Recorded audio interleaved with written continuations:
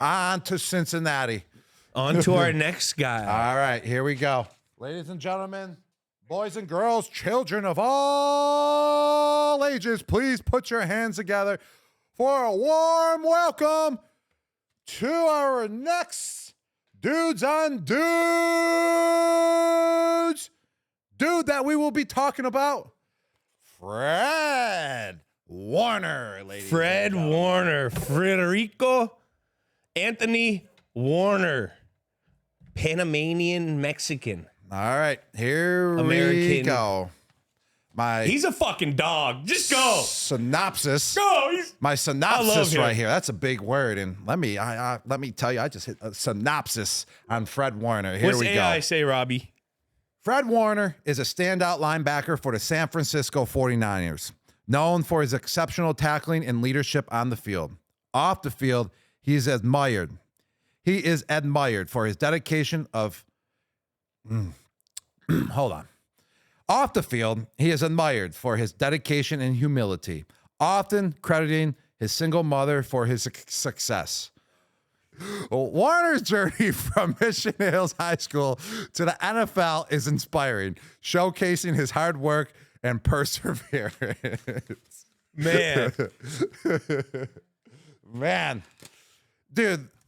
Federico Anthony Warner. What AI do we use? I feel like we use like weak AI. Like weak AI. Like this AI is like, I mean, it's like the broken, like the electronics are sparking, like type of AI. Because like last week when I had the AI printed out, let me tell you, for our first couple episodes, that was a description. We got to work on AI. Yeah, because AI didn't come close to describing what this guy is on the field. You know, I love the story about come where he came from, and you could see with that passion how he plays on the field. I remember watching him. I went to that Raiders 49ers training camp last year. They had a joint practice, and I was out there real early. I was visiting the Raiders when McDaniels was over there. Let's not get in the comment section about that.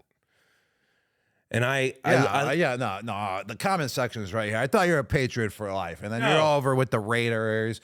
I was just saying. At the practice. It was more of the hate for Josh. Yeah. I was talking like, all right, we don't need to hear that right now. All right.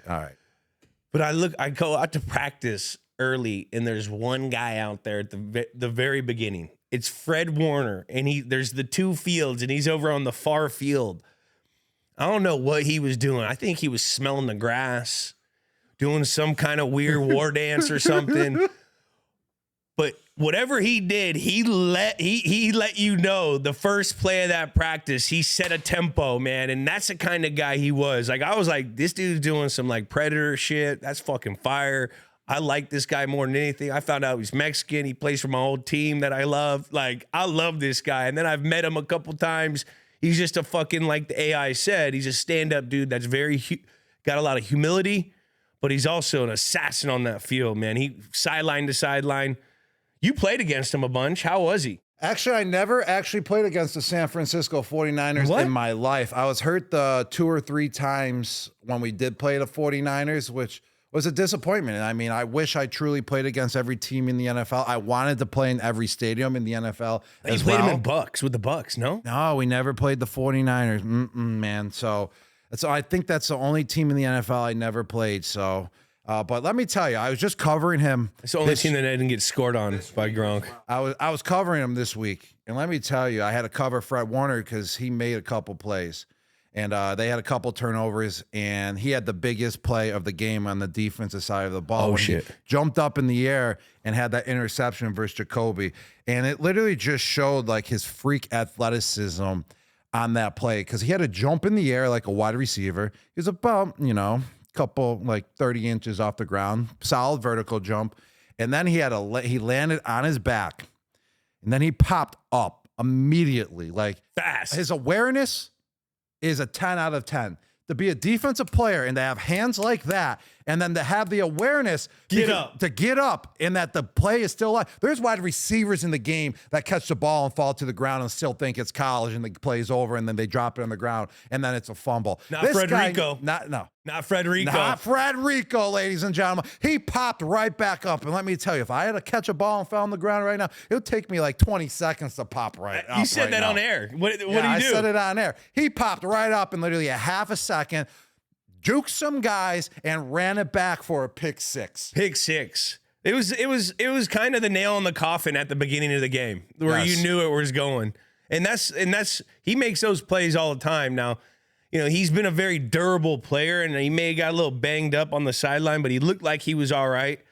But I remember I was watching you do the highlights on Fox halftime show, and I was like thinking like he did fucking just catch that ball and get up and go and was instinctive. And like when defensive guys get their hands on the ball, sometimes you see him carrying the ball like a loaf of bread. He looked like a big ass running back, and then he got that Pop Warner arch in his back. When you get tired at the end, and then he jumped it. You get that Pop Warner arch when you got the kid who's running away. You got the Pop Warner arch. Well, talking about that, Pop Warner, he had to play offense at some point in his life. To be able to catch a ball like that and then to be able to run like that after the catch. I mean, he had to play like running back, freaking slot receiver, something growing up. And he played at BYU, actually. A star right there from the very beginning. And my first game ever. Got overlooked to it. Yes, he did. And my first game ever was actually versus BYU. That was just a fun fact I was throwing out there. Yeah. We actually won. They were number, I think, 20 in the country when we beat them. And I beat BYU in a bowl game as well, the first bowl game How in many 10 touchdowns? years for Arizona. 0 touchdowns, but my brother had one. I only had it was my last game actually at the University of Arizona. And it was the first bowl game in 10 years for the University of Arizona. It was the Vegas Bowl. We won there. But what was most important was I was in Vegas. Yeah. What was it? At 19, 20 years old. Was it fun? Yeah, it was fun. It was really fun. It was the first time. I was still too young, though, so I didn't really get to experience Vegas like that. Yeah. But I was trying to. I was trying to. Now, what was in that gift bag? The gift bag? Oh, shit, I don't know, dude. That was like 15 years ago. I never went to a bowl game, and I always wanted to know. You went to Kent. I always wanted to know because you'd hear about like guys go to the bowl games and get like an Xbox, PlayStation. We got a PlayStation. You got a fucking PlayStation. And I actually sold it. What was that website? Craigslist. Yeah. My friend sold it for me. No, it was Nintendo Wii. My friend sold it to me because I had no money. I was like, yo, I don't really play video games. We actually had one system already. We played Halo 24/7 on Xbox. And I was like, I don't need this Nintendo Wii. He sold it for me on Craigslist for the amount that it goes for in stores. I threw him like $50 and I had like another $200 to buy people beer. You know what? I bet you if the NCAA knew about that, he would have got fucking fined. Fined. What it was a gift. You're allowed to sell a gift. Are you? But that's how crazy. I mean, I sold it like 2 months You're after. out here selling Wii's, and you go to a college player's the players lot now. All you see is Lamborghinis. These little fucking college kids. It's crazy. Rob's over here trying to get $50 from a Craigslist. All I needed was $15 a week, and I was satisfied. It got the job done. What did it get you? It got me a 30-pack, and it got me lunch. That's all I needed. That's all I needed, folks. Protein shake and a 30-pack. Protein shakes and beers. Now, did you just get the protein shakes back at the facility? Well, actually, yeah. I got the protein shakes at the facility and a dinner, which I would bring back as well. We would stack up the to-goes, so then we would have kind of like an extra lunch or a dinner that night, the next night as well, just in case if we needed some backup food. Beers and the food, but dang, I forgot. Now I know why I had no money. That's where I was going. I had no money in college because my brother and we put all our money together. I was left in our bank account. We bought a hot tub the first 3 weeks we were at the University of Arizona. Literally, we drained our bank accounts. They were at $0. Yep. Yeah, that's us. Yeah. The guy, back to Fred Warner. The guy, 2021, he had a record-breaking contract, 5 years, $95 million. He reset the linebacker market. So all you other linebackers out there, thank Fred Warner. $40.5 million guaranteed. The guy was a superstar. What was his first purchase? I'm not sure. I feel like he's a reserved, guy, and people should be looking up to him for sure. off the field and on the field. You But don't what even was- see no What was my bling. first purchase? That's a Yeah. good question. What was Jules. your first when you got your first payday or when you got drafted? What was your first purchase? My first purchase, I've always wanted an Escalade. So I actually bought a used 2008 Escalade, and it had 30,000 miles on it, and it was the red one. And I just thought I was so freaking cool, man. It had the rims, it had remember. everything. It was the best car of all time I've ever had. So I got to get an Escalade again, man. It's been a while. That was my only Escalade I've ever owned. I had it for about 4 years, and then I gave it to my mom because I'm a good guy like that, you know. But great car, man. That was my first purchase. How about you, Jules? What was yours?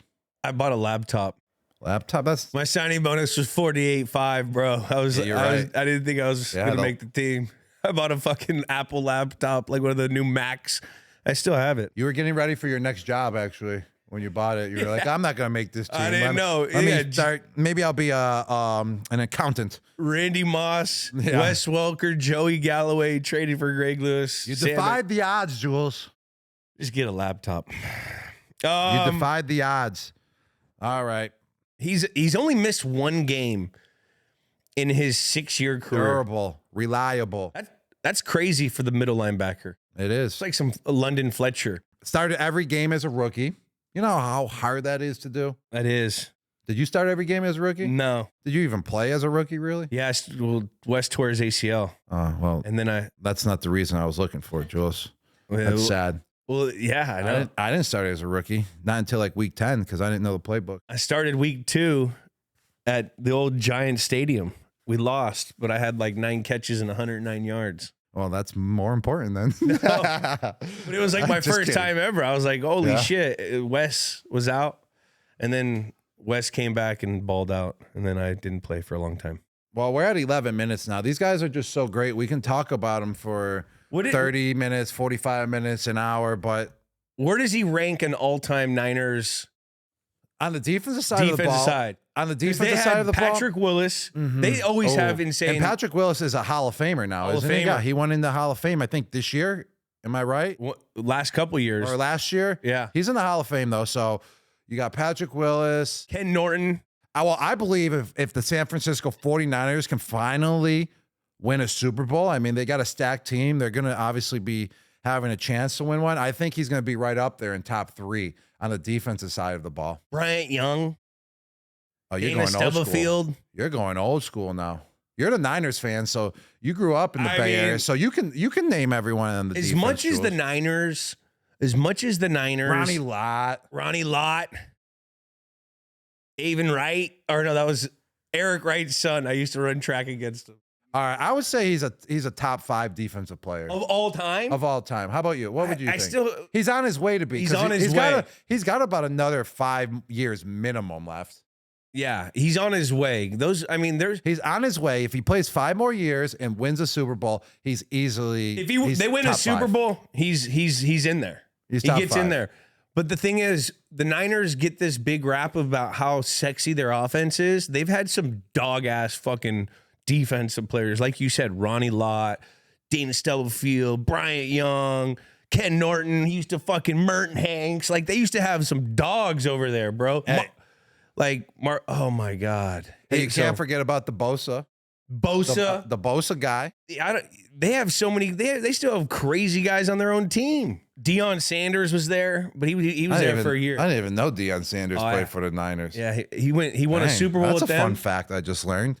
He won a Holy Super Bowl moly. with them, and then he won went a Super Bowl with the Niners, Deion Sanders? and then he went to Dallas next year and won a Super Bowl. I mean, I was young, man. I was a young buck. I don't think What you were- year was this? 94, 95. I mean, man. I was 5 years old. That's why. Yeah.